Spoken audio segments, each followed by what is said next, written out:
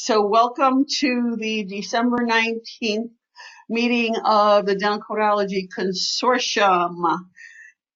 And we are going to rock this. Oops, I don't know what I did there. Sorry about that.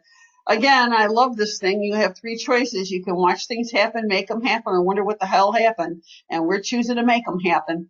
Just to give you an update, I did hear from Ann Vitrell, and I do have the compilation or the rewrite from what we submitted to them. The leaders that are looking at, their leaders, ADHA leaders are looking at, and they're supposed to report back to Ann on Tuesday. Okay. Ann also did have a call with Ken Preby. Not Ken, I always call him that, but his name is not. It's Dave Preby. Dave Preby is the dentist who is kind of like second in command to the executive director of ADA. And he and Ann go way back. So she said she was going to talk to him about, if there's anything from his point of view that would be in our favor. And she said that, it was a good talk. I don't think we learned anything particularly different with that phone call. It's just another one that is there to help us because the document, the draft document, will go to Ken and Krishna first for their point of view. We did learn a little bit about the Illinois dentist, that is the chair of the CMC, and she said that he is hygiene friendly, which is kind of a nice thought. So that's the update. That's the update I have on that. Okay. Is that the same one that was there last year, was chair, or is there a new chair? I don't know if it's the same one or not. He's an orthodontist in downstate Illinois. Okay. So, yeah, but he is friendly to hygienists. So that's my update with that. So let's see who's here. I know they're coming in now. Angela, are you here yet? By the way, neither Lindsay or Patty are going to be here tonight. So if we're going to talk, let's talk to each other because I'm not going to be able to monitor the chat box unless somebody else wants to keep their eye on it for any good chats. Carol Jackson? No? Connie, I think I just saw you come in. Connie? I'm here. Hi, everyone. There she is. Denise Snarsky? Hello, everyone. I'm here. There she is. Hey, Patty, I'm coming to Midwinter. Woohoo! Are you? Guess what? I won't be there. Believe it or not. No. Yeah, I can't believe I'm going to miss you twice, but I'm actually speaking down in Texas that week. Oh, goodness. Yeah. Which I just came back from Texas. Diana Corbin, are you here yet? We've been going back and forth with Diana today, so she's not here yet. Ellen Anderson? Jamie's here, I know that. Yep, I sure am. Hello, everybody. There she is. I saw Jennifer come in. Jennifer Z? Yes, I'm here. Good. Jill, I know you're here. Yep, I'm here. There she is. Kendra, I saw you come in, I think.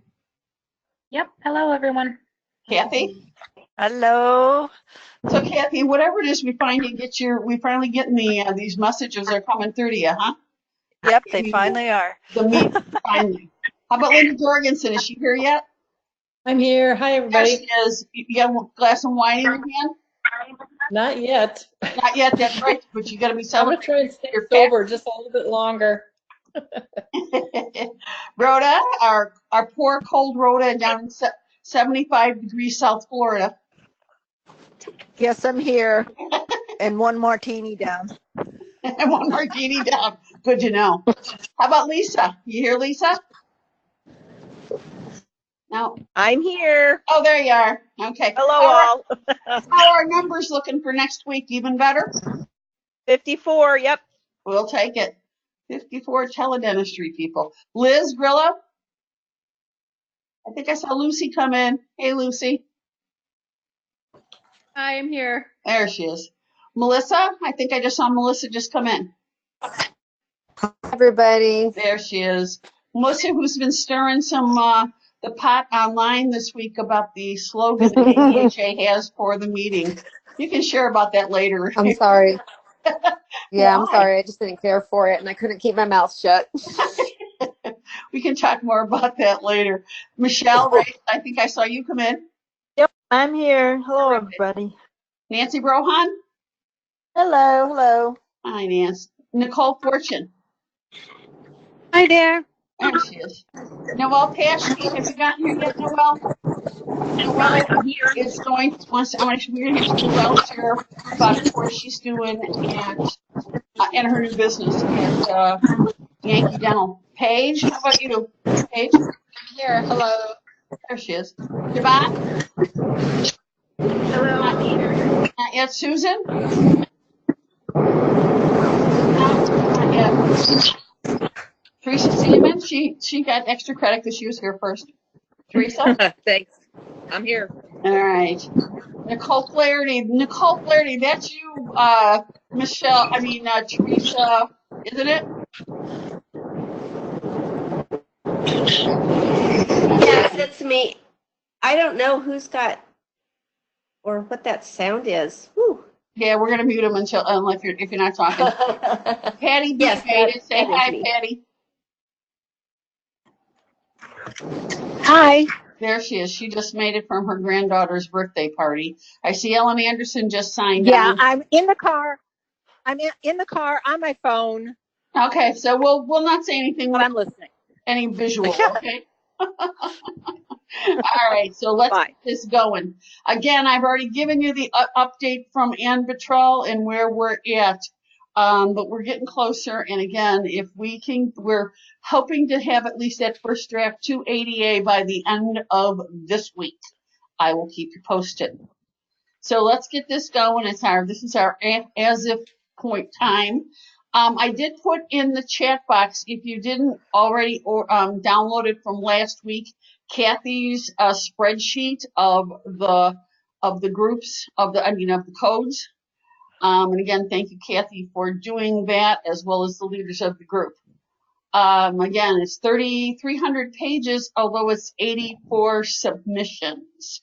And we're doing this one bite at a time. One bite at a time.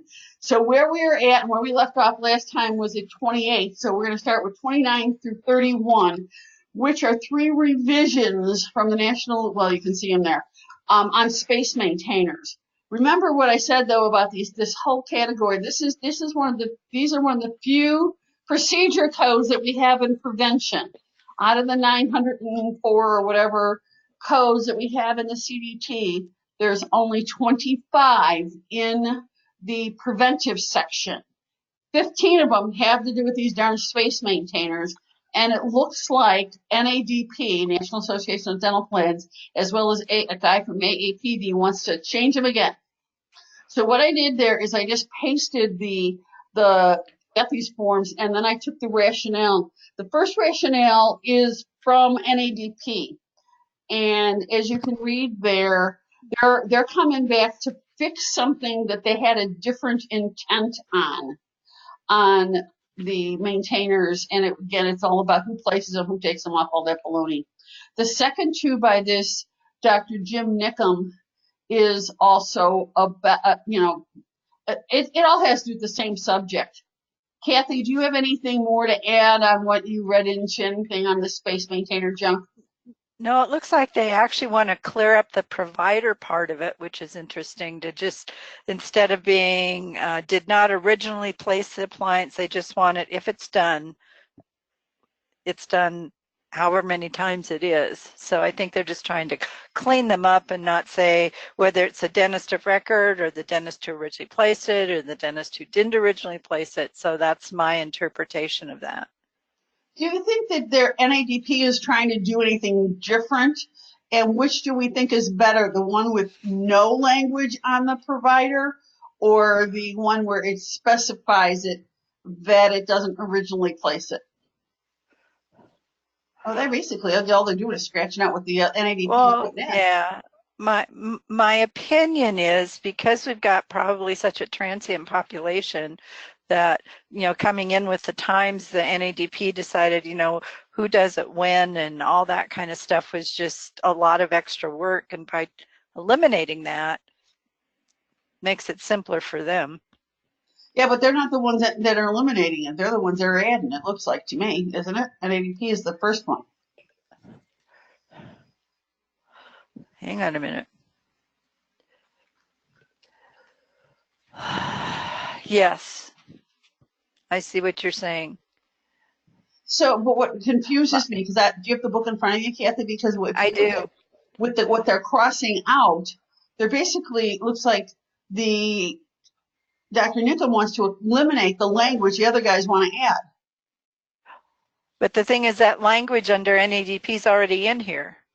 1557 has a descriptor. It says procedure performed by dentist or practice that did not originally place the appliance. So I'm not sure what they're doing with that. Because it's not, oh, I see what they're doing. Excuse me. The original is removal of fixed bilateral space maintainer maxillary. So they're making it per quadrant. Yeah, but why isn't that highlighted if that's the change? I don't know. I just copied it straight out of how how it came out, but you're right. That's not even written correct. Let me see. I still have the thing open. Ah, That's what I think, Kathy. Kathy, I think it's not written correctly. yeah, I don't see where we can vote on something like that. Yeah, because it looks like, again, And I don't like highlighted is the I descriptor. don't like number 29 either. It's number. That's 29. Again, It's in the descriptor, but it's not in the nomenclature. I'm turning through my 300-page manual here. That's Well, I've got that on the screen, the 300-page manual. Yeah. Look at what I guess the question I have is what I don't have open is how it is on the reads now. screen. But but the thing is, it's not 1556. Yeah, the numbers are different. It's 1556 is what does not have a descriptor in 2020. So what they're doing is adding a descriptor.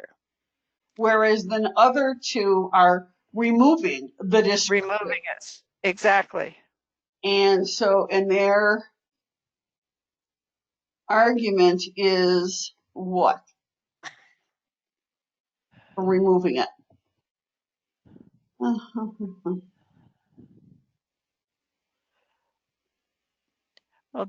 it looks like AAPD is just not wanting to have it tied to a specific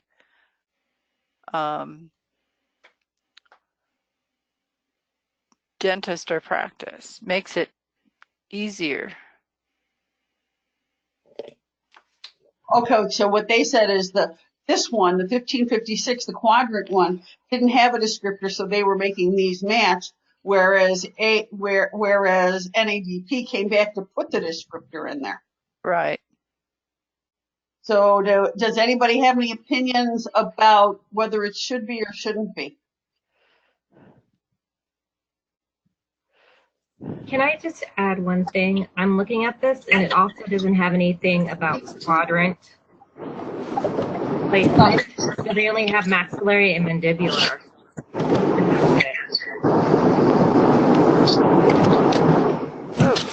Well, I think the reason it's maxillary and mandibular is because they're bilateral. Right. The unilateral is per quadrant. Right.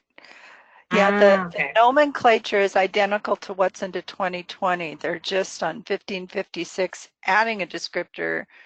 And the thing is, the way I read the rationale is NADP did that to make it in conformity with 56 and 57, but yet it's being the other way around. I mean, it's being asked to be removed on these two. Yep. So they're going to, obviously on the floor, it'll be, do you want it in or do you want it out? You got to make them uniform. So let them fight it out. Okay. So, yeah, so this isn't, anybody have any other thoughts on this stand back and bring your popcorn. Exactly.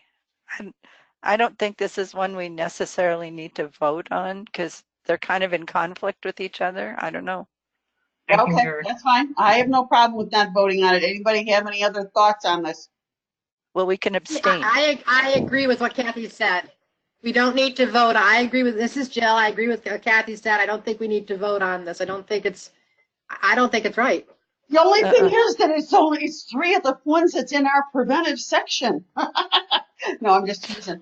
But it's, Yeah. I can see this one being argued out, however it is, because NAT will be there as well as these groups, these two will be there no matter what. That's one thing that we know. So we'll hear the argument on the floor. Okay, so moving forward. The next one is a prefabricated ceramic form pyramid tooth.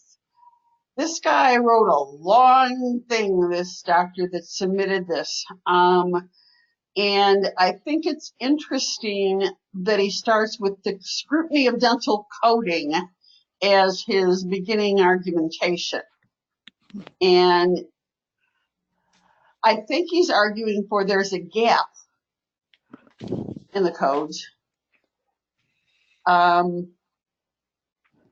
Anybody have any opinions or thoughts on this one? I don't know enough about prefabricated porcelain crowns. Is he, he's trying to make a point that there are no codes for specific materials, I guess? I think he's contradicting himself in the second paragraph where he says prefabricated zirconium crowns for permanent teeth are individually milled to a generic, tooth preparation model. Okay, I see. I mean, is it individually milled or is it prefabricated? I get it. He said there's some standard in quotes sizes and shapes.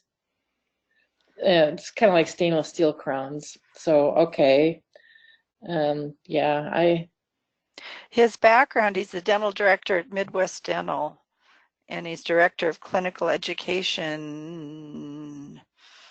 I'm looking it up. At Midwest Dental for the last 7 years. Member of AGD, went to Northwestern, treasurer of the AGD. So. This is Melissa Braca. I'm just thinking, isn't this like kind of cost prohibitive for patients for a temporary to be made out of zirconia? Wouldn't that be rather expensive? I don't think he's necessarily arguing for a temporary, is he? Because he looks like stainless steel is the one. So is he arguing for, when they do those full mouth deciduous teeth, for kids that they're going to use? Oh, it's like a pedo approach. Okay, because I'm thinking of it in adult dentistry, and I'm like, why would that work? He's a dentist in Wisconsin, by the way. That's why Linda understood it. Yeah. I think what he's trying to do is to come up with a solution that is more cost effective for someone who could not afford a permanent crown, but this would be a long-term temporary for an adult that would be similar to what's available in the pediatric sector. So essentially it would be a new prefabricated type of crown. Okay, that makes sense. That's what I read through, going through paragraph by paragraph. If you drop down to that last paragraph. Yes. Yeah. And to me, if that's the case, then I can see an argument for having a metric for something that is different of this nature. Yeah, this is Lucy Connard. It looks to me like there's codes for a stainless steel, the prefabricated resin, et cetera, but there isn't a code for using, and they must be using that as a crown, similar to using stainless steel, where maybe it's not long term, but it's that interim phase. So I think they're just looking to have a code for that product. If they're putting that in, you can't say it's a stainless steel and use that code. That's what I'm seeing. I have a question because I'm trying to read it and then listen to everybody's really good input. But the first sentence, it talks about the need for accurately reporting for an aesthetic anterior and posterior restoration. So to me, aesthetic, making it more aesthetic, that's what that sounds like to me. And then it says, is increasing in order to decrease the risk to the dentist. I don't understand what that means. Does anybody? Well, probably using the wrong code is what he's referring to, I would think. Right, yeah. Okay.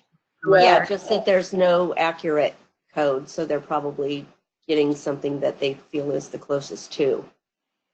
Right, so because that's the middle of the Could put second them one, at the risk. 2740, You could which is, interpret the risk in a number of ways. Risk to dentists of complaints from patients, but having a better aesthetic on especially an anterior tooth for a restoration, it's going to be different from stainless steel, obviously. And the two types of materials that we are familiar with for temporary restorations are stainless, especially prefabricated crowns, stainless steel and resin.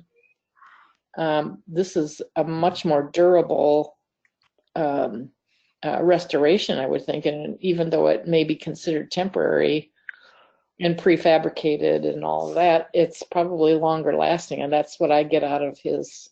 So, I mean, I wondered about that risk to dentist thing, like what kind of risks are we talking about?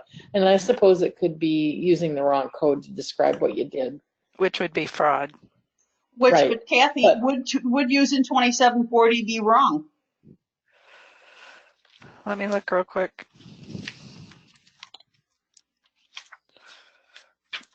And it says the next sentence, it says these are reserved for custom fabricated crowns. Is the language there that says that, or is that an assumption? 2740 is just plain crowned porcelain ceramic. I think his intent is to say there are prefabricated ones that they want. I understand that, but is that next sentence correct where he writes, however, 2700 to 2799 series is reserved for custom fabricated crowns? Is that an accurate statement? Or was that an assumption? It looks like it. Well, no, it's not prefabricated. Custom fabricated. That's Is that the No, general it just description? says crown. Well, how about the general description And for that then section? 2799 is a provisional crown. No, he says in the section. So in that series, it says it's reserved for. That means he's saying that he reads that in the general descriptor, even if it's not there. Yeah. This is Melissa Barca. Can I add something? Because I'm just kind of thinking as I'm trying to read this too, and as everybody's talking about the coding. When we're picking something that's prefab off and we're trying to take something and put that in a patient's mouth that obviously is not custom 100% to them, I'm again just playing devil's advocate because I know that there's patients who maybe cannot afford to get comprehensive treatment done, but they might look at this as a long-term option. And how viable is that for them for the health of their tooth if this margin is not fitting properly and now they're getting biofilm at the margin and maybe increasing their risk to need endotherapy because that wasn't done before because now we have all this bacteria infiltrating the margin all the time. I'm just trying to understand this and I'm not getting on board with it. If I can, I hear what you're saying. I'm looking ahead to where the prefabricated section, which is a 2929, is prefabricated porcelain ceramic crown primary, and then prefabricated stainless steel primary, and then prefabricated stainless steel crown permanent. So it looks like he just wants to be able to do, like on children, prefab porcelain and ceramic permanent. He just wants to add that to that suite of prefabricated crowns because there is nothing that matches this as a prefab. Yeah, I agree. He's meaning it's more for pediatric patients, not adult patients. No. He said it says permanent tooth here. There's already prefab porcelain ceramic crown for a primary tooth, which is D2929. But maybe it's for a child who has a permanent tooth. Oh, it could be. It could be. It's just, yeah. There's no specific one for permanent, and that's what it looks like. He's trying to fill in that gap.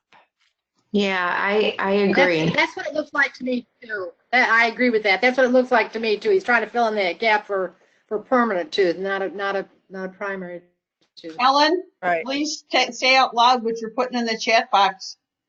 since you're our Okay, I'm unmuted. I just didn't want anyone to hear my dog barking or anything. Yeah, I mean, from my experience, this would be fabulous for special needs or Yes. the public health clinic that I work in, where people just can't afford to have a custom-made crown. So Hi, this is Liz. I used to work in PROS, and a lot of the times they would use the provisional, the 2799, for this. Right. So I get what you guys are saying, but usually this falls in the category of 2799. Right. But that's a by report code, isn't it? No. No. No, it's not. Okay, I don't have the book in front of me. It's called a provisional crown. Is Like it I said, it provisional? could be that they overlap. Liz, I'm in cross, and that's where my brain is going too. So I'm 100% on board with what you're saying. But I hear those points of saying when you're talking about special needs population, I see where this could work for that. By the same token, I'm going to throw an argument out there that we heard when the Profi codes came up last year. A Profi's a Profi's a Profi. So why isn't a crown a crown a crown? Just saying. Yeah. It's a, you know, Good this argument. you know, and I'm not saying that that's correct by any means, but, and I can, again, I see all level the article. Are you guys ready to vote on this? All right, here we go. We're going to do it like we did last week. If I get the slide to change. Come on, slide change. There we go. Oops, sorry. Is in the chat box. You write down number 32 prefabricated crown and you vote yay, nay, or abstain.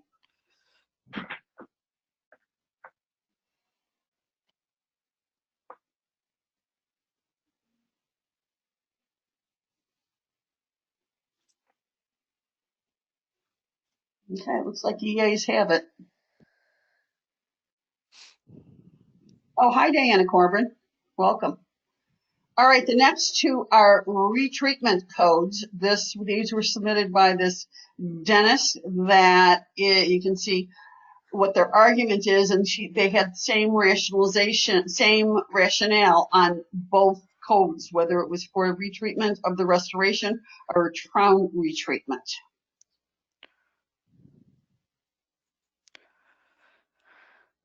And what they're citing is the idea of stages, and they're citing endodontics as a precedent that's been set for this.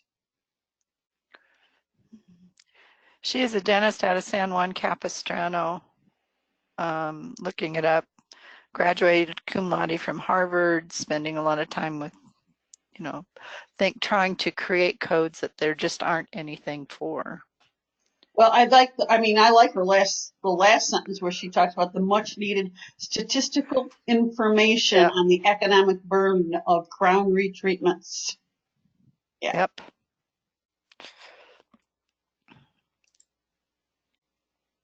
Anybody have any different point of view on this?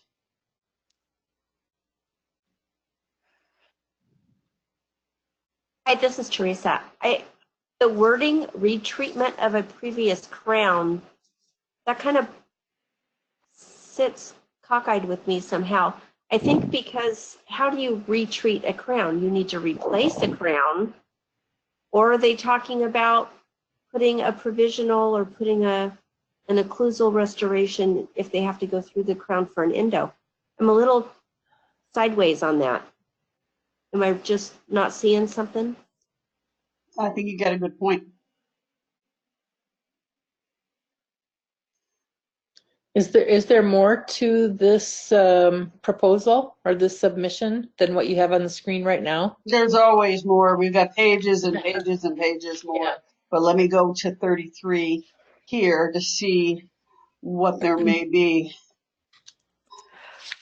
The technical description that she has is retreatment of previous crown includes failed crown removal of failed cord buildup, excavation of recurrent caries, fabrication, and placement of a new crown. Okay, so there's not retreating a crown. Exactly. A crown and replacing a crown or restoring the tooth Maybe it needs a new buildup or whatever, but the retreatment word can't be there, in my opinion. She has it written wrong. Retreatment of previous crown. Here's why I think it could be an advantage to keep retreatment, because then it gives you a metric to measure by which, let's say if the patient is having number 19 redone and redone and redone, well, maybe there's something else that needs to be examined there. So I think it provides an avenue for metrics. Yeah, I agree. I think that's what she was looking to help create. Right, but Hey, guys, I this- agree with Teresa in that I think that the word retreatment of a crown doesn't make sense. And I don't know that the way it's written communicates the rest of this necessarily. This is Connie. I just think this is going to open a can of worms, because when you say retreatment of crown and then her next code is retreatment of amalgam or failed composite, I mean, how many different codes are we talking about in terms of crowns, in terms of restorative procedures? Unless this is just in addition to what else would be presented with the actual type of crown that she redoes. You know what I'm saying? I just think it's just way too broad. It's confusing to me. I was looking back at her first statement, which says currently there are no diagnostic codes. This is almost like a diagnostic. It needs to be, it's not the crown being retreated, it's the tooth being retreated and what for. So it's more diagnostic than treatment. Right, and that's why the fallacy of her next half of that sentence, there may not be necessary if we start implementing codes for restore. Look, yuck. I kind of understand her general thought process, but it's just the wordage bothers me. Yep. Siobhan, you wrote that, you said it all is backwards. Explain.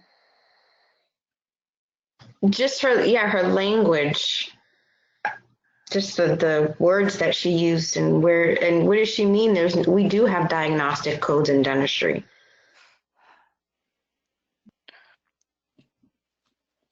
So.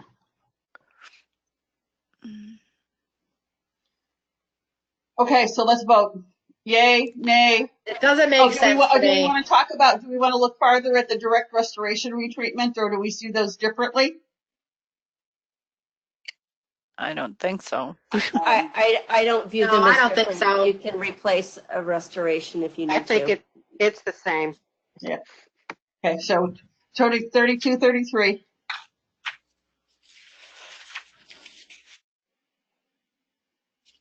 Is it 33 and 34? 32. I don't know. 30. Yes, 30. It's 33 and 34. I think it is, but I got a box in front of my number. 33, okay. 34. Okay. All right.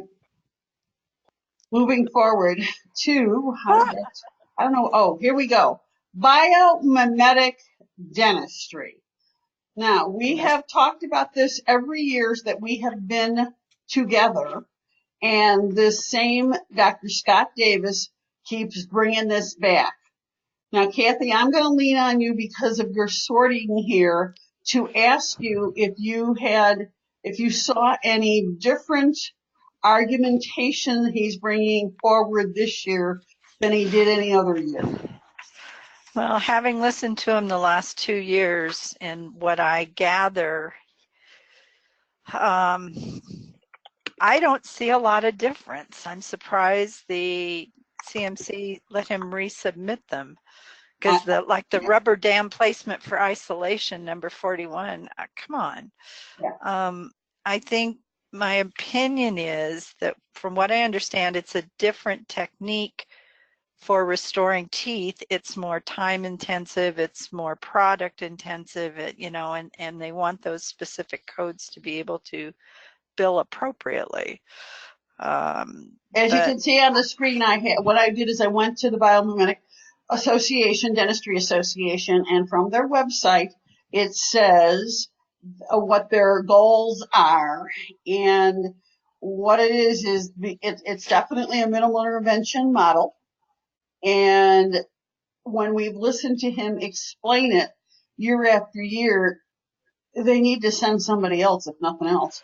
I I did talk, because well, the thing is I talked to him in 2019, and I said, we might be able, our group might be able to help you. And because I said, I notice you're here by yourself. And he goes, yeah, nobody will come back with me anymore. Because the previous years, because again, I've seen him there at least 4 years. And he gets really passionate about what he believes, and he loses the audience every darn time when he talks. Patty B, you've heard him that many. How many times have you heard him? Every time I've been there, and oh my God, he goes on and on and on in kind of a dull monotone, and he's in no way interesting or charismatic or anything, and yet he loses his audience. I mean, it's like an instant. Okay, everybody take a nap. Now we're done. Let's vote. No. Now let's vote it all down. These Yeah. go down every year the same way I saw the scaling in the presence of gingival inflammation, as well as codes for lasers. They don't even listen. And so I think this might be going the same way, because when I looked at it, and as Kathy just said, I don't see any different line of argumentation he's bringing forward this year any different than he did any other year. And the rules for codes are you can bring them back, but only if you have some significant different science behind what you're bringing. He has some nice pictures this time. Oh, okay. But Well, I have a comment. So this is my first time even hearing of this, but if it's about saving teeth, then absolutely I want to know more about it. And is it something that is on the pathway, like we now have digital dentistry and whatever other, I can't think of the top of my head right now, dental implant dentistry? I mean, is this another area of dentistry? Is it, I guess I don't know enough about it. Yes, but I'm going to say that it's a little bit like the holistic dentistry is the way it's being, I don't know about being brought forward, but it's the way it's being received. That is so far out there in thinking. And again, I think part of it is the person that keeps bringing it forward doesn't do a good enough job of bringing it as something of how we can really help the patient. Because if you look here in that's why I didn't paste in his very, very, very long. Here is just the way he wrote it up. There's his rationale as I'm scrolling through and scrolling through and scrolling through and scrolling through. Okay. And what he's doing, I think there's another part of it that's going on here, and the way I've heard it argued before is the CMC has traditionally, and I think it's partly because of the carriers being on the committee, do not like what we call unbundling. And they see this as unbundling. That you're going to take each part of the procedure and make it into its own unique code. And they just think it's stuff that they do, and it has nothing to do with a restoration. It's like, okay, they put it in layers, and they do this, and they do that, and so you use 2 different, 3 different, 5 different, 18 different layers and types of resin when you're doing this. So what? It's what I got out of hearing this doctor talk last year at the CMC, and I knew very, very little about biomimetics when I walked in, even despite the fact that we had talked about it as a group, just this way. And then I got there. What I understood just a tiny, tiny bit better after listening to him was that the biomimetic strategy or procedure, it's like several different steps that you add to a restoration technique of placing a restoration. And that in the end, all of those additional steps yield a restoration that's better bonded to the tooth, and it's more tooth-like than other restorative materials. Even if some of the materials are the same, the way they put it into the tooth, it takes more time. It definitely takes more time. They say things like, this is the way of the future, everybody's going to be doing this. It sounded like, you know, he totally loves this way of practicing dentistry, and frankly, if you know, if I needed some restorations done, I'd be very interested in talking about having biomimetics done on my teeth, because, like, you know, I like the idea, but it sounded very cumbersome. It sounded like it was going to take quite a bit longer and very technique sensitive.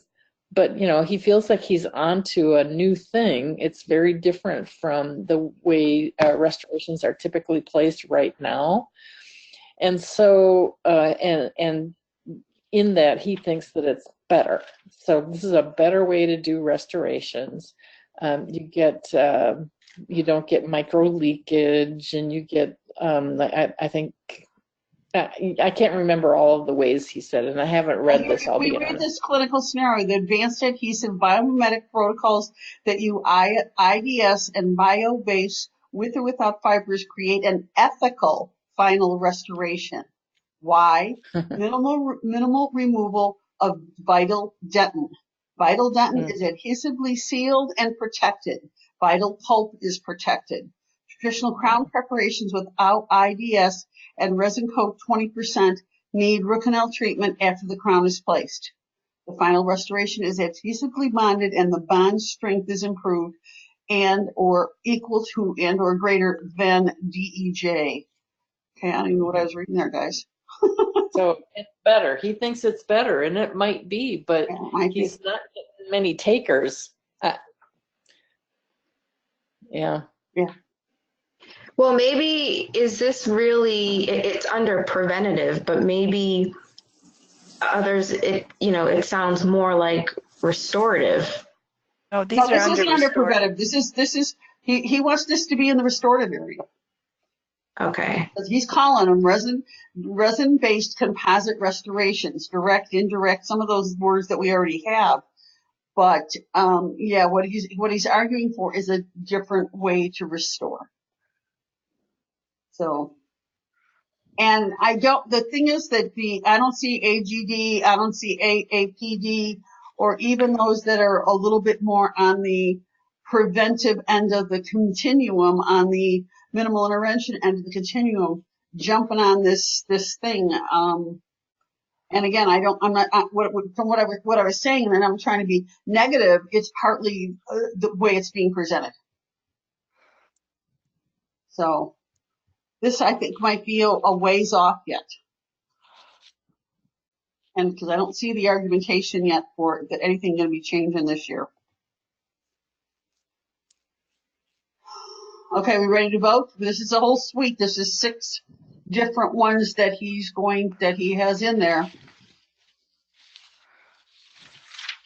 35 to 41.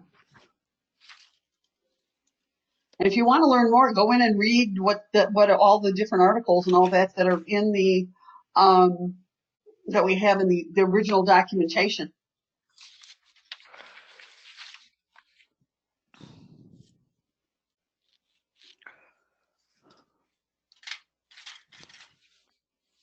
Okay. Ooh, my favorite, endodontics. So I divided the endodontics into 2 sections because the first one is a bit different than the others. The first one is a canal orifice barrier. Whoops. And the other ones are all surgical. So what this is looks like it's arguing for something different than a rubber dam. It's something beyond a rubber dam. If anybody has any input here, jump right in, because I don't know what I'm talking about.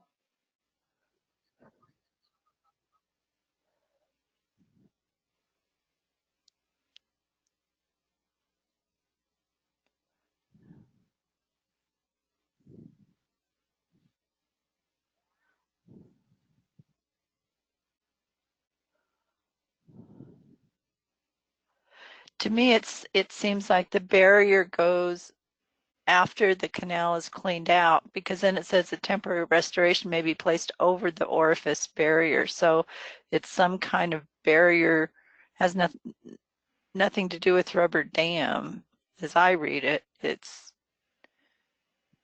I'm reading it the same way. It doesn't sound like it almost sounds like a sealant or something that's going to actually close the access under the provisional or the something to get the and I agree with that, because it's, I mean, you get micro leakage in those as well, and everything's ruined.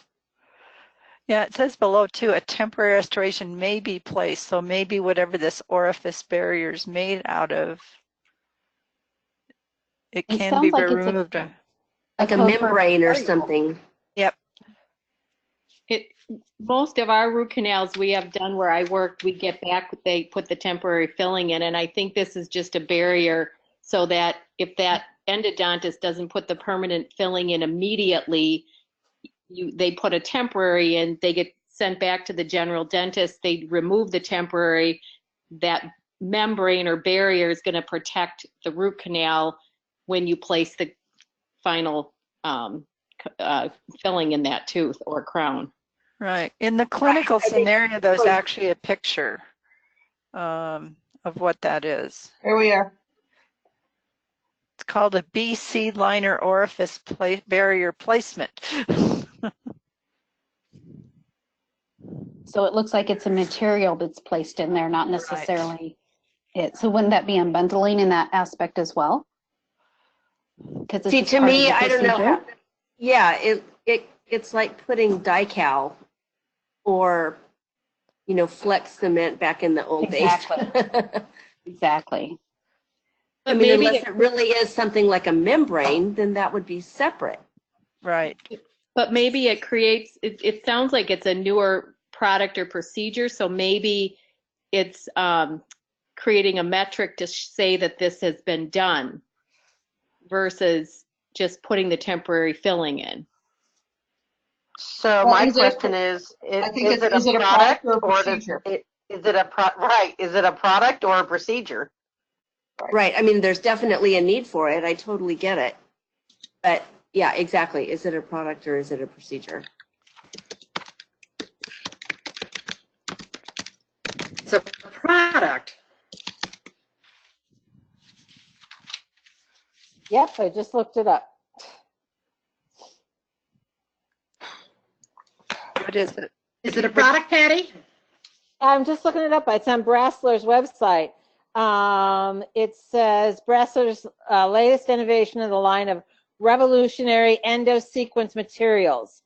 The liner is dual cure and designed to bridge the gap between pure calcium silicate-based bioceramics and more user-friendly, light-curable, bioactive restorative materials. First generation bioactive hybrid resin optimized for use with BC Sealer and BCRRM. Versatile and durable material chemically bonds to dentin without the need for a bonding agent. The unique moisture-friendly chemical seals the teeth against micro leakage and continuously releases and recharges calcium, phosphate, and fluoride ions for a lasting biological benefit. Oh, let's use it for sealants. No, I sorry. Sounds like a material to me. It says, and then later on it says, not only is BC liner bioactive, it is also extremely strong. Most glass ionomers or resin modified glass ionomers have a compression strength of less than 150 somethings and a flexural strength of less than 40 somethings. Their novel formulation provides compressive strength of 241 somethings and a flexural strength of 99.2 somethings. It's MPa, and I have no idea what it is, but Well, we've got codes for bases and liners and those kinds of things. So this is just adding to that, our toolbox of products that can be used. Yeah. Okay, so let's vote. Patty, you love endo so much. Can't we talk about it more? No. Oh, I actually left these together because Kathy had them together. So this is Uh-huh. for the next 44 through 47. These are all changes in surgical codes. You skipped number 43, Patty, which I was a did. deletion. It was a deletion. Yeah, right, because it's a deletion because these are going to be added to them. Got it. Okay, never mind. Okay. So what we have in this one is we've got this surgical repair resorption, and they have it the anterior, you can see they have them all in one. They have them listed in one, but it's for the same thing for each type of tooth. And 47 it's another surgical for apicos.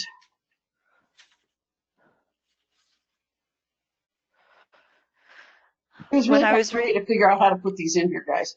So when I was entering these, I thought, if the AAE, American Association of Endodontists, are pushing this forward, in scanning the endo section, don't find anything,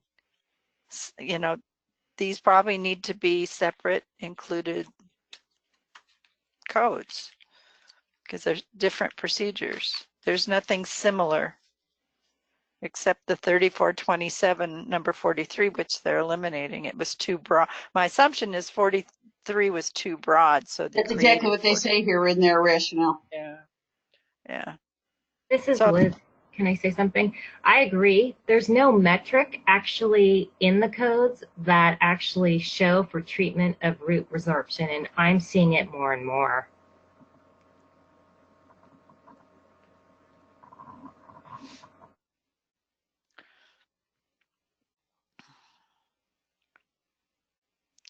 Anybody have any other thoughts? Yeah, this is voting for all of them from the first one that we explained was the material through the surgical ones. We can separate them if you want. Patty, it's Noelle. I think we should separate them because in particular, because I can tell you that I would vote differently for the one that's related to the material versus the ones that are being proposed by AAE. Okay, so first let's do the 42, which is, again, if you're putting it in the chat box, put it in 42 and how you vote, and then put it in 44 to 47 how you vote. And I just want to be clear because I think I got a little confused too. 42 is the one that is that's related. That's the canal orifice. That's that barrier thing we were just talking about.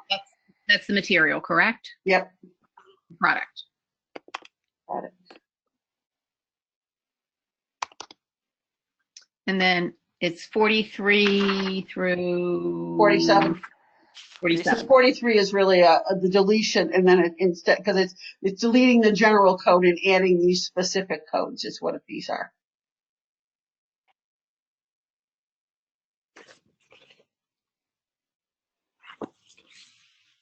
God, guys, we're getting through endo. Okay. The next one, we don't have to vote on the first one because it's ours. And then we have full mouth debridement codes. Again, that we're making an extensive change in our 4346 code by what we're submitting. Is there anything further, Kathy? Chash is not here, so Kathy, that those of us that are going to be there need to understand about what we have done there with number 49? Well, the language, and Tasha and I've talked about it, is when we present testimony on this, the terms that kept coming back is things weren't voted for in the past is we didn't want things to be disruptive, and they want to simplify. So we want to present this as a way to simplify it, because insurance carriers get confused, clinicians get confused by deleting the generalized, moderate, or severe. We're simplifying it and making it less disruptive. So we also have that last statement about may assist in the reduction of inflammation in relation to systemic disease was important because nowhere is systemic disease really brought up in any of the other procedures. So simplifying and keeping it less disruptive is our push on as we speak to that. So I know Tasha will be speaking at the mic because I can't be there, but anybody else who's there being in support of this simplification would be helpful. Yeah. It doesn't look so simple now with the crossouts and all that, but if you can read it without that, it really is simplifying it. Anybody have any comments? I have some questions for clarifications, Noel. So basically, this is a modification to the D4346, correct? Correct. Okay, so then by virtue of how this is written, then pretty much anyone who is, we'll call them a healthy patient versus a sick patient. And so this would be for the sick patient, regardless of the level of their malady. And then that would mean that the D1110 truly would then become a preventive code for the healthy patient. Is that where you were going with this? Yes. Beautiful. The Okay. intent is most every patient in our chair will probably be a 4346. Exactly, right. So, and then my last question on it, with the addition of and prosthetic structures in the presence, so what, just define for me how all encompassing is your intention with saying the prosthetic structures in the presence of gingival inflammation? This would, in the rationale we talk about, means bridges, crowns, implants, any prosthetic that is included, because we do clean those and there's no procedure code right now that allows us to do that. And if you go back to the Prophy codes, we've added those in also to the Prophy codes. Okay, so with that kind of trail that we're creating here, then what will happen to potentially to any of the implant maintenance codes? Would they then become obsolete? No, because those have very specific things related to peri-implantitis or perimucositis. So no, we did not believe it would be in conflict with that. Okay, great. Thank you for the clarification. Does it matter if you say fixed prosthetic structures versus removable? Did you guys talk about that when you were writing this one, 49? We didn't want to limit it to one or the other. This way, leaving it prosthetic could go either way. Okay. Oh, you know, it's Noelle again. I've got another just logistical question that's always kind of, my brain is going to like, okay, a day in the life of a clinical hygienist, and the way this is written as far as after the oral evaluation.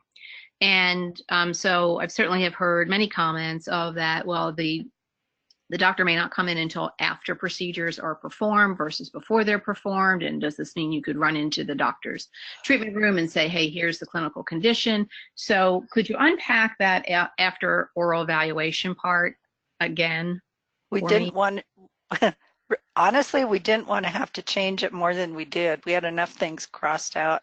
And since it was the CMC who, when 4346 was first presented, full mouth after oral evaluation wasn't included. It was the CMC that wanted that. So we didn't want to jeopardize the potential passage of this by deleting something they had wanted. Okay, so I understand the politics. Okay, all right, got it. Okay. And I talked to Ann Battrell about that, if she could remember if there was on the working group that she was on, if there was a discussion of after oral evaluation, and she said she couldn't remember one. So where exactly in the CMC process after oral evaluation got added, we don't know the answer to that. Yeah. Because it does make this a very unique, and that's why I always in my courses I call it a game changer, because that changes the whole game.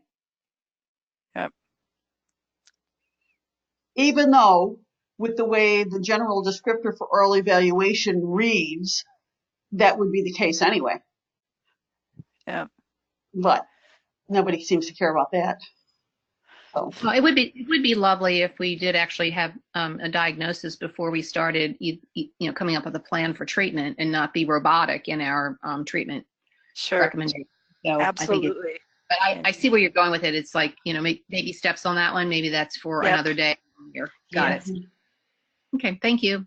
Okay, so now we have, after that, and these we do need to vote on, is because we've already voted on this one because we submitted it, are the two submissions, one by the council themselves and one by this Mark Hahn, who want to change the full mouth debridement code. As we can see, the CMC wants to eliminate a whole lot of it, whereas the other guy wants to add the word that you can do it the same day as. So how do we feel about this? I actually think it should be a per arch code. But that'll be next time. That's another step. That's another step away. Yeah, because full mouth, I mean, maybe the lowers, have just so much buildup that the tops don't, or they've got an upper denture. So, well, if we can get one of these passed, then we can amend it next year. Yeah, that would be great. I personally like the fact deleting interferes with the ability of the dentist to perform a comprehensive, because we're getting a provider out of there. I like 50. I like But 50. is this going to go back to wholesale gross scale? Yeah, is it going to do that? And they're going to do that so they can collect the fee for it. And then they're going to go back and have them do a pro fee or scaling or 43, 40, whatever. Because there's a lot of places now that are using that. Oh, this is a new patient. They come in, we do whatever, and we do this. Yeah. Yeah, this brings back gross scale, which hasn't been supported in periodontal literature for a really, really long time. The thing is, they haven't changed the nomenclature. They left it that it's enable a comprehensive and diagnosis on a subsequent visit, which is saying you can't do the evaluation or do the debridement until you've done the comprehensive evaluation. So they're just not. The second one says you can do it on the same day. Right. I don't personally like that one, but. Yeah, well.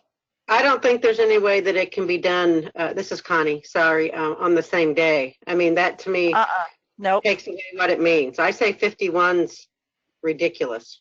Yeah. Sorry. Oh, I agree with you, Connie.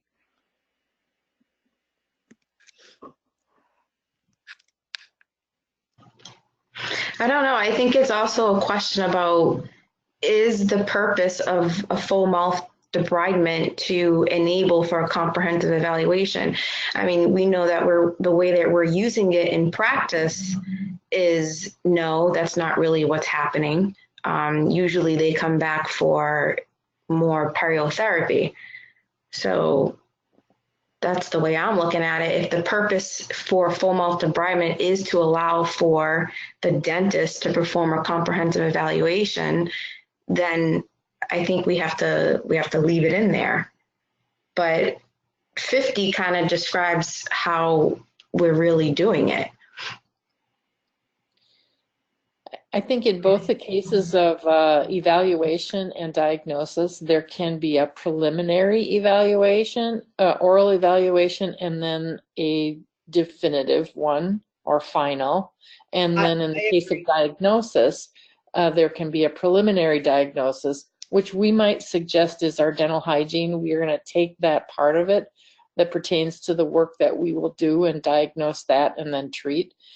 But the overall larger final diagnosis as part of a dentist's diagnosis and treatment plan, which, statutes, they like to keep that in there, even though it's fairly archaic to think that way. But that might help, that middle statement, number 50, it might help it to differentiate, from the final diagnosis and evaluation to the preliminary stuff. I don't know. I don't mind number 50.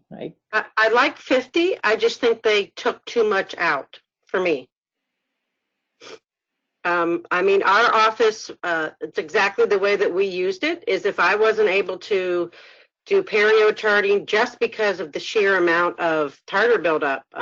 Maybe there was occlusal calculus. He could not diagnose decay. We actually used it as a debridement, brought them back, and then I treated that patient as if they were a brand new patient, started all of our diagnostics all the way over. So we were using it correctly, but I know that that's not the industry norm.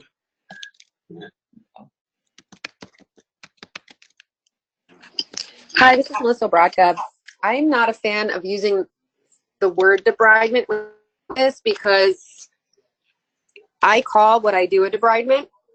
I don't use the word cleaning when I speak to my patients, or when even if it's a 1110, 4910, like well, also say to patients periodontal debridement, but I'm using that word debridement, so I'm not loving the fact that they're utilizing that word in this nomenclature.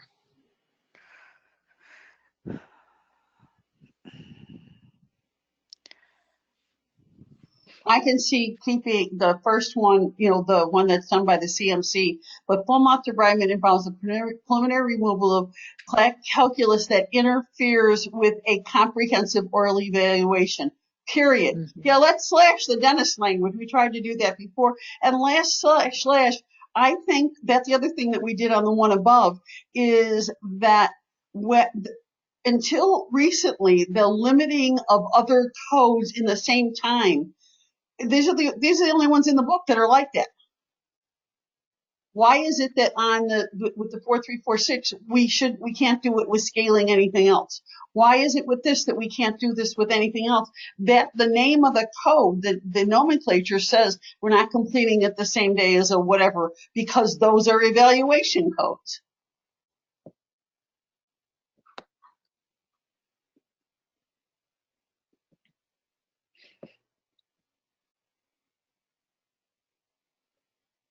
And as far as what you said there, Melissa, this is the second guy's the rationale. Most of our patients are hopeful to complete their examination and cleaning the same day. He lost me already.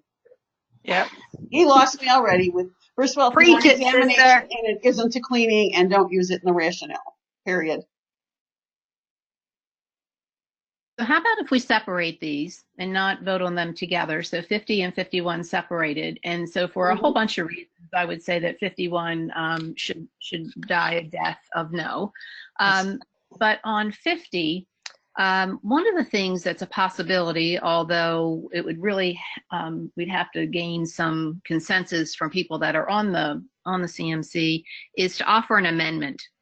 And I can tell you personally, when we tried to do the air polishing one and ask for an amendment, it didn't work that way to do so. But that's another possibility that we do have available to us if we can find a sympathetic soul that says, yeah, I see where you're going with this. I'm going to make the amendment. And of course, that amendment has to be seconded, and then they have to vote on the amendment, and then they have to vote on the main portion of it.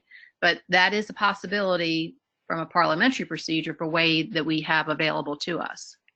You know what's interesting? I just remembered something else that Ann Bottrell did tell me with her conversation with Dave Preble. One of the things that he had a concern about is that the Council on Dental Benefits may say that we don't need a voting seat on the table because we can do whatever we want to do from the microphone. But what you just said is exactly why we can't.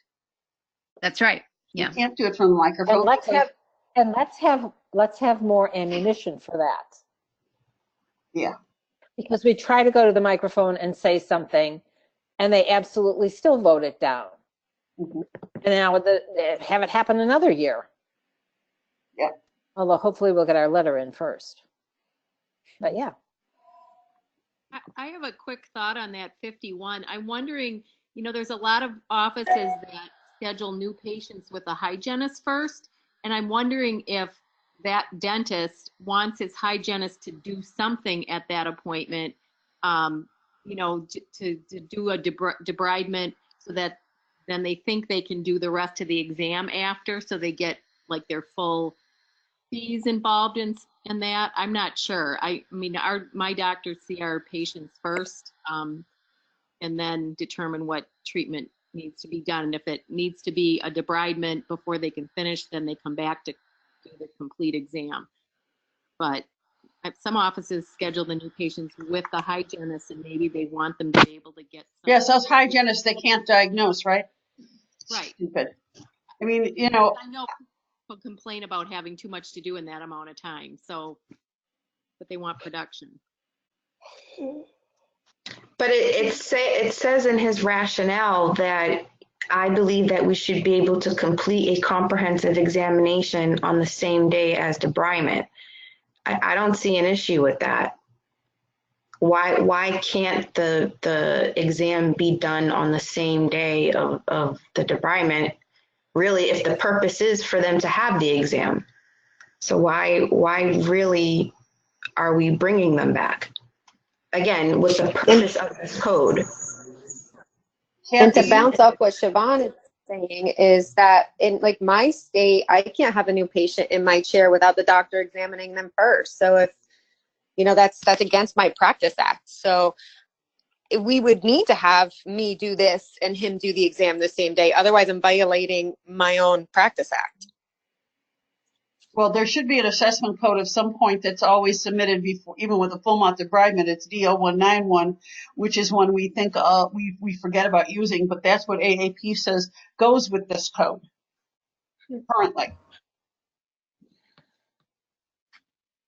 0191 is the assessment of a patient for the need for further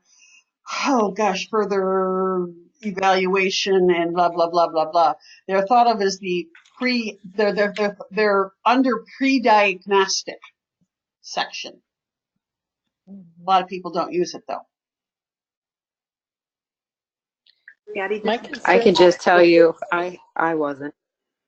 This is Ellen, and I'm in public health, and not only with the special needs patients, other patients that have maybe never have seen the dentist in their entire life, and they're 55 years old. We use this quite a bit, and we send them home with self-care instructions so that when they do come back for their comprehensive exam, we can actually see their teeth, and then we can actually do a periodontal evaluation without blood and guts going everywhere. Pardon me, but that's what it is. So the code that you had just mentioned that we rarely use, I was unaware of that. So with a full mouth debridement plus this limited oral exam, I'm not quite sure what number you use. If we, after the full mouth debridement, we see a tooth that is totally bombed out, we should be able to go at least have some kind of treatment plan for that as well. That's just my experience. But I don't think you can do a comprehensive exam on the same day you do a full mouth debridement. And that's why I said D0191 is the one that AAP says, because we can't just all of a sudden just put a procedure down and we have no history with this person at all. So the 0191 is a pre-diagnostic. It does go with this. I can read the descriptor assessment. D0191 is a limited clinical inspection. It is performed to identify possible signs of oral or systemic disease, malformation, or injury, and the potential need for referral for diagnosis and treatment. Mm-hmm. This is Liz. Can I just say something about the pre-diagnostic? What about the D0190, just to screen the patient? Because they're actually not even... The descriptor of that code says it's in a public health or federally mandated place. Screening. Exactly. Yeah. Exactly. Because, that's the reason why I don't like 50 as well, because 50 makes us go backwards with the wording and the way how it is, instead of going forward. That's just my take on it.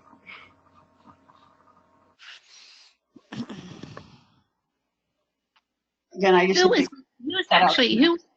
to be the person that's going to testify on this from our group? That was what we haven't determined yet, and that's what I said about, because we're going up to about 60 tonight. on the codes, and we only have about 25 more. So after that, we need to then start making a very specific strategy of how we're going to testify. Yeah, and the reason that I asked that question, Patty, is that I think if we come in with maybe a two-prong approach on it to say, okay, here's how the group feels about 50, about 51, but also having something in the hip pocket that if the opportunity presents itself to offer an amendment for something that we really want. So I think, whoever's going to actually be at the microphone, that would be I an think the important word, though, I think it's us using the term amendment is where we didn't get too far. We have a suggestion. We've discussed and think. I think so because amendment brings it into another level that puts it does. It does, but if you remember that when I was at the microphone and I had offered a suggestion, someone on the committee said, "Well, that needs to be an amendment." And I said, "Yes, you're absolutely right. It does need to be an amendment." And then there were crickets because no one offered an amendment. So their heads are already thinking amendment, even though we might be saying suggestion. Yeah. Okay. So do we want to vote on these two separately? I think we should. So I think we should. I think so. Yeah. Yes. Yes. So 50 and 51 are now separated. Oh, I did separate them. There's 50 and there's 51. There we go.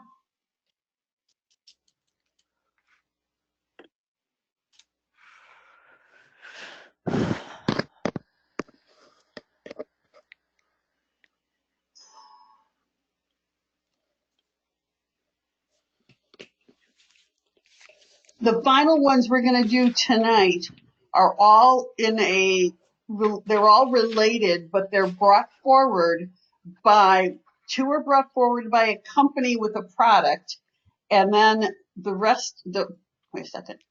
Sorry, I went the wrong way there. This next section, these are all brought forward by the American College of Prosthodontists. It's all about a flexible base material for partial and interim dentures.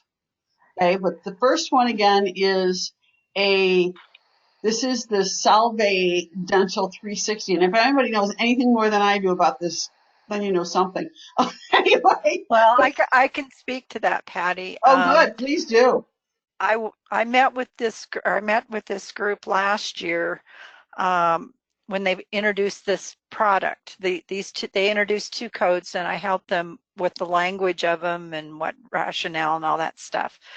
During the CMC, and what I learned is this is a totally different type of partial base, a little more flexible, easier for patients to tolerate. And the chairman actually, because there were a number of questions, asked the group, say, we're still learning about this product. Come talk to us afterwards. We're going to say no right now, but we need to know more about this information and come back next year. And that's what they've done, is they put more information together. They went to, I believe they reached out to ANSI to see about the product, whether it's FDA, all that kind of stuff. So they've done their homework, and this is what they've come back with. And what I've learned is really sounds like much more cost effective, easier adaptable. So anyway, I was pretty impressed with not only the company, but the product and how they approach this. And there will be people there. They'll have a dentist, they'll have one of the researchers there to speak to. I hope they learn, though, because I think that's the company last year that kind of insulted the committee. If you guys aren't smart enough to recognize this for the world-changing product that it is, or something along that line. I don't remember that, but the chairman acknowledged to have them come up, and they were pretty impressed and wanted them to come back. So that's where we're at. Okay. How do you see these as compared to these that are brought forward by the American College of Prosthodontists? I can't comment on that. Now, the only thing is, I know Solvay reached out to the American College of Prosthodontists, and maybe this is their coming back with a not so product specific, if I don't know enough from that standpoint. Does anybody here know enough? The other one. No, but isn't 50, 52, 53 product related? And we don't It's not a product, vote on it's just just products? no, it's just a different materials. Solvay isn't the only one that has this. There's other companies that have similar products that are flexible denture basis versus what's currently on the market. So it's just like an amalgam or a composite or whatever. Well, it's just a different material. What about PAET? Isn't that a product? I'd have to go back and reread the thing to, no, that's not the product. It's the short initial for polyarylether ketone. There's the word. For the compound. It's for the compound. Right, and then they list here the different companies. So Solvay's one, Juvora, Dental Direct, Cendris, and Redent. Yeah, they're not the only company. They're just the one that brought it forward first. So as how they compare to the others, I find it interesting that if they've got these two codes, then the American College of Prosthodontics has flexible base. Okay, let's vote. So. Okay, we ready to vote, guys? This is for the Solvay, and then I have the prosthodontics separate because I didn't know what I was looking at.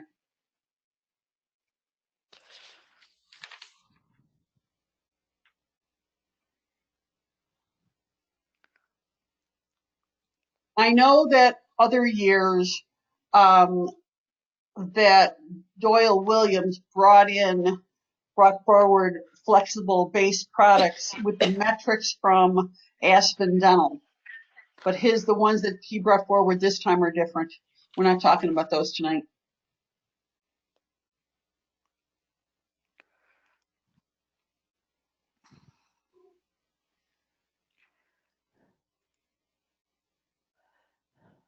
So I thought all of those would make us feel uncomfortable. So I thought we'd end with one we probably know more about. So we're going to do the ones for Perio Protect. Now, what's interesting about this is these are written by our friend Alan Friedel, who is the guy that's the dentist that has been very friendly to this group. And what you need to understand about this is there's a two-tier strategy to his submissions. He's asking for the 62 to have that one deleted and have it rather than the general single, so it's because it comes in two trays, to have a maxillary and a mandibular tray. But his third one is if those don't pass, what we want to do is then we want to have the language of this one changed. Okay? And I actually copied that on the final submission, asking to amend with additional language. At first glance, it may seem strange to ask for the amendment to the code that we wish to be deleted. Okay, does that make sense in what he's trying to do? He's trying to get it where you don't have to come back another year. Yes, I think it's brilliant on his part. Okay.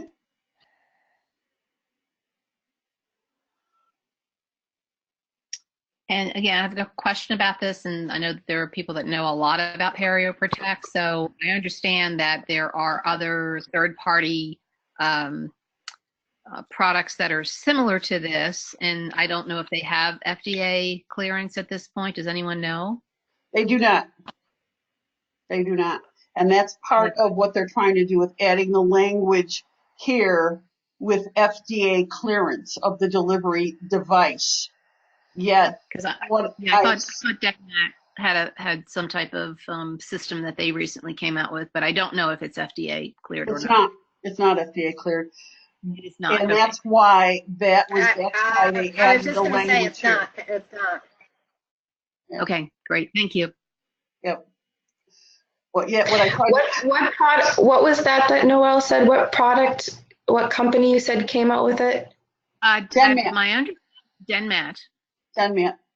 But theirs does not have a seal. Right. Exactly. That's why it's not. It doesn't have a So that's seal, why. Okay, and it got it. doesn't, right. And so they can't make the same claims as what PerioProtect can because of the FDA clearance they Right. have. Okay, great. Thanks for the clarification.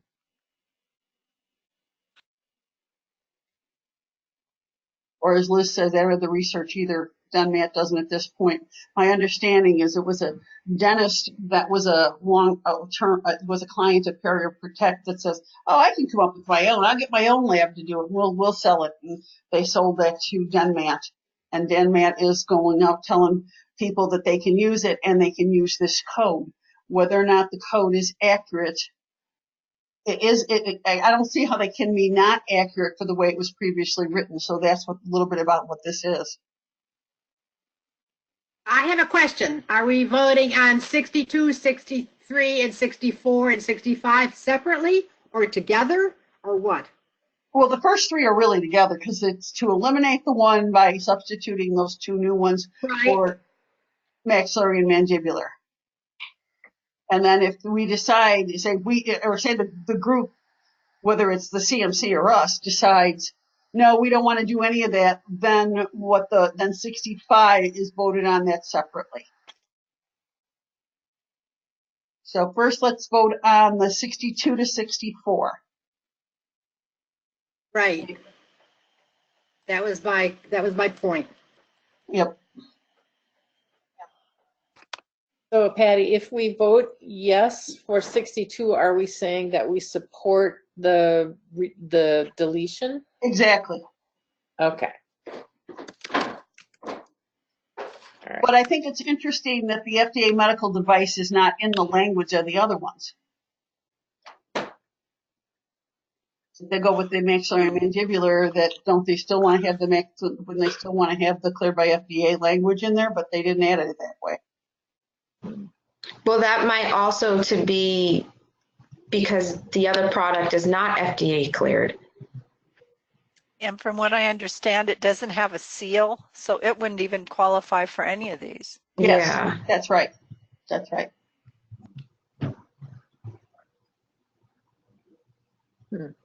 So then it's really not, I mean, is it necessary for FDA cleared medical device to be written there? I would say so. Yes. If you read the argumentation, you would think that they'd want it in the other two. Yeah. Also. Interesting to ask the DentMat people what code they're using. Oh, I'm sure they're telling them to use the current code. Yeah. When we're talking about deleting. Right. So, Yeah. I'm sure they're telling them that because they talked to me about doing a whole, coding guide for them, and they never decided to do that. So they're just making it up as they go along. I'm not trying to diss any company. It's just the reality of my experience. Yeah.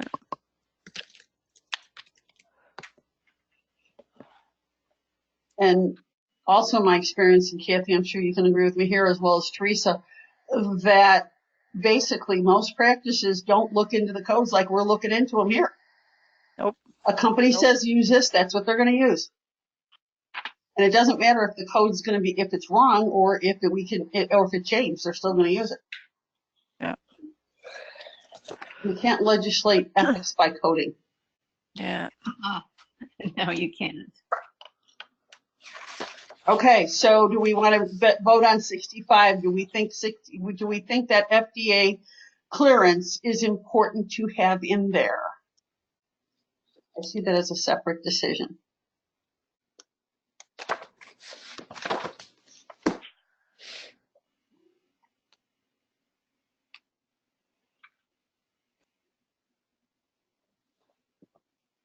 Okay, so we have gotten through 65 of the 84 submissions. Once again, yeah, once again, we're rocking this time.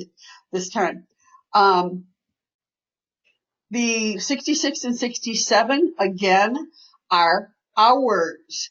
Melissa, since you're here and Siobhan's here, do you guys want to have anything further that we want to talk about with these, or do we want to do that with the other when we decide who's going to testify?